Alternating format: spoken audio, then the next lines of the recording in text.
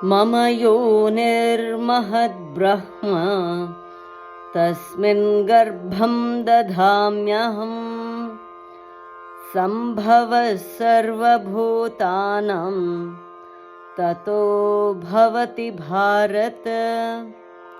O Bharata, my womb is the Mahat Brahma, that is Prakriti. In that I place the seed. From there is the birth of all beings. ಎಲೈ ಭರತ ವಂಶೋತ್ಪನ್ನನೇ, ಎಲ್ಲಕ್ಕೂ ದೊಡ್ಡದಾಗಿ ಬ್ರಹ್ಮವೆನಿಸಿರುವ ಪ್ರಕೃತಿಯೇ ನನಗೆ ಯೋನಿ. ಅದರಲ್ಲಿ ನಾನು ಗರ್ಭವನ್ನಿಡುವೆನು. ಅದರಿಂದಾಗಿ ಸಕಲ ಪ್ರಾಣಿಗಳ ಉತ್ಪತ್ತಿಯಾಗುವುದು. ಮಮ ಯೋನಿರ್ಮಹದ್ಬ್ರಹ್ಮ ಮಮ ಯೋನಿರ್ಮಹದ್ಬ್ರಹ್ಮ ಮಮ ಯೋನಿರ್ಮಹದ್ಬ್ರಹ್ಮ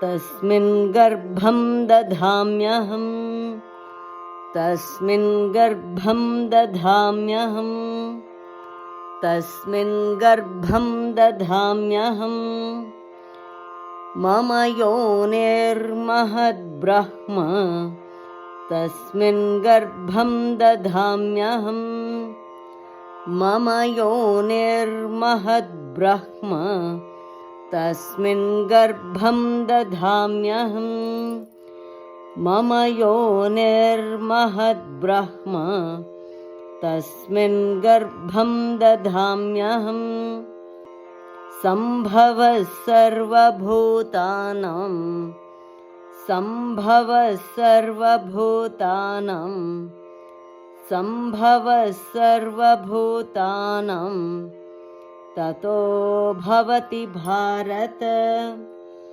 ತತೋ ಭವತಿ ಭಾರತ ತತೋ ಭವತಿ ಭಾರತ ಸಂಭವಃ ಸರ್ವಭೂತಾನಾಂ ತತೋ ಭವತಿ ಭಾರತ ಸಂಭವಃ ಸರ್ವಭೂತಾನಾಂ ತತೋ ಭವತಿ ಭಾರತ ಸಂಭವಃ ಸರ್ವಭೂತಾನಾಂ ತತೋ ಭವತಿ ಭಾರತ ಮಮ ಯೋನಿರ್ಮಹದ್ಬ್ರಹ್ಮ